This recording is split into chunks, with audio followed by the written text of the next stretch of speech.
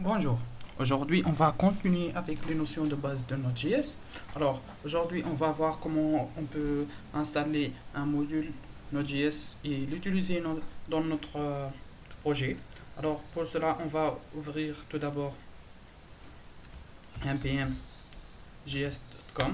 Alors celle-là c'est le package manager de npm dans lequel vous trouvez tous les modules développé par la communauté de Node.js.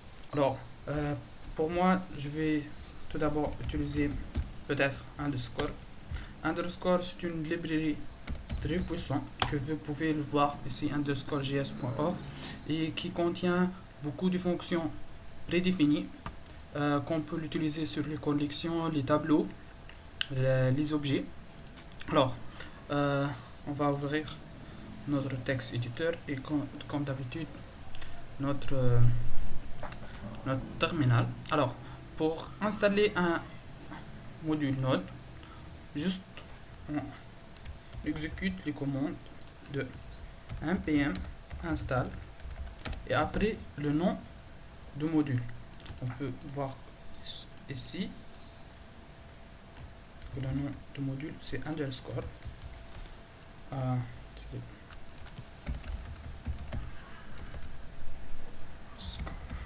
Ok. Après l'exécution de cette commande là, vous pouvez voir que il y a un dossier node modules qui est créé et qui contient notre module underscore et dans lequel on peut conclure que lorsqu'on fait npm install et le nom de module Node.js, on va le trouver dans le dossier Node Modules. Alors, et comme ça, pour maintenant, on va utiliser var. Par défaut, le variable de underscore, c'est le tiré bas et require.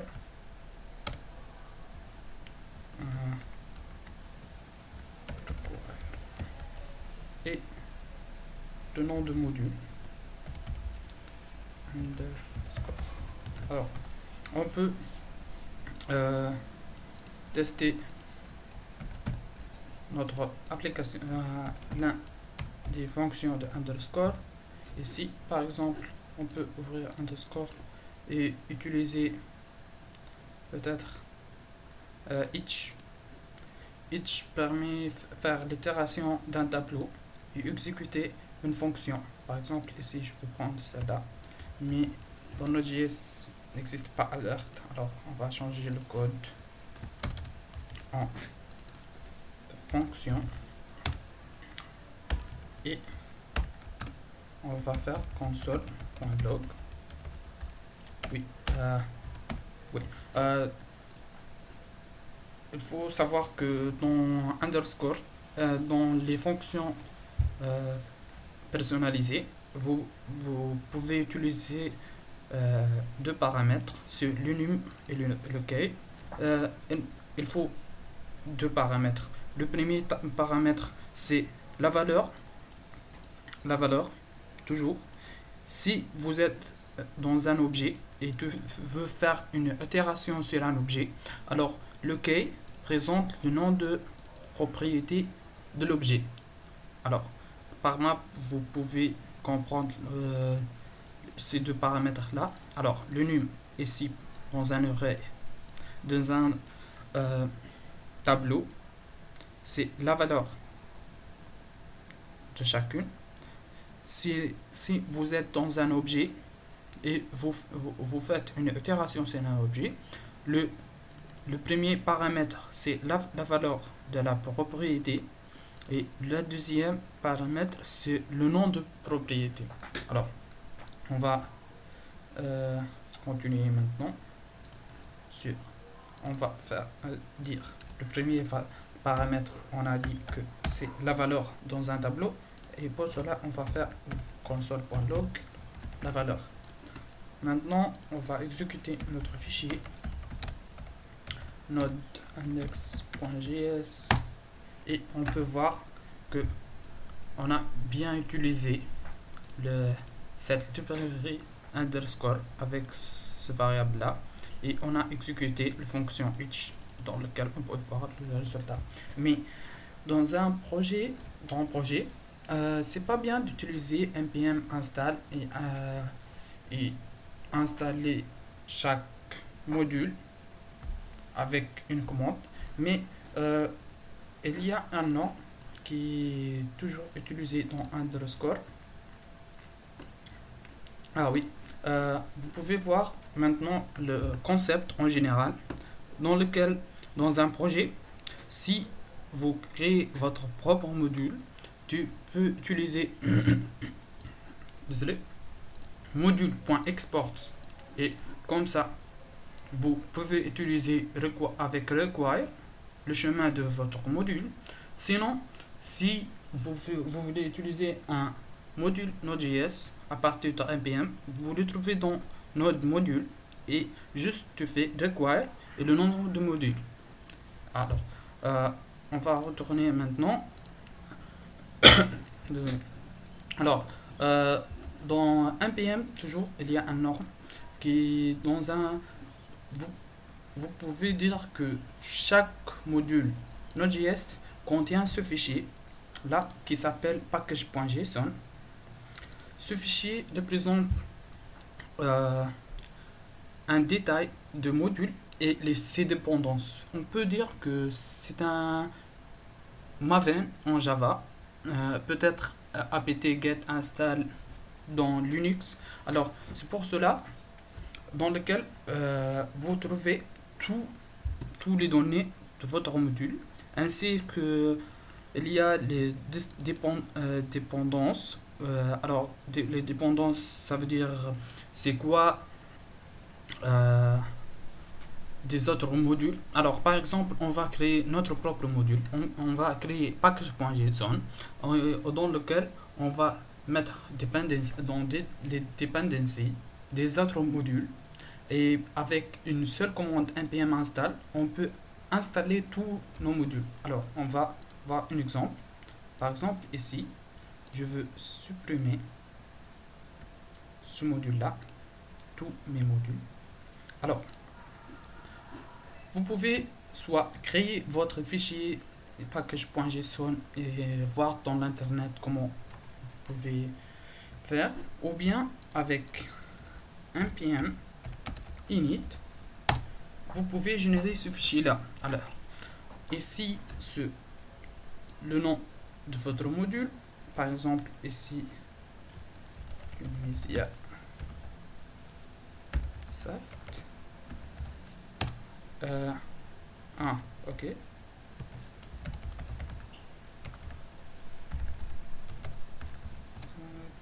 De version 1.0.0. Alors par défaut, description, formation, Node.js, entry point. Entry point, ça veut dire c'est quoi votre premier fichier que tu veux l'exécuter. Ce index.js, test commande, on n'a pas. Git repository, si vous voulez vous utilisez Git, vous pouvez mettre votre repository. Keyword, c'est les noms, les tags de votre plugin.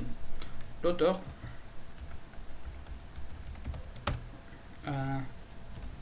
MIT.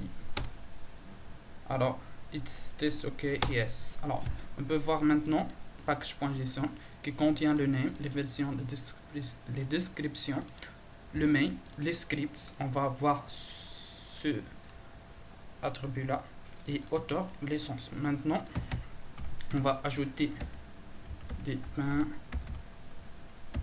6 à 6, je pense comme ça, je suis pas sûr. Alors maintenant on va faire underscore. Alors on peut, et dans dependencies on va mettre underscore, le nom de notre module, et après on on va mettre la version. Si on veut une version spécifique, on peut mettre, ou bien on veut dans npm dans npmjs.com, et lorsque vous cherchez votre module, vous pouvez trouver votre version, ou bien vous pouvez utiliser latest.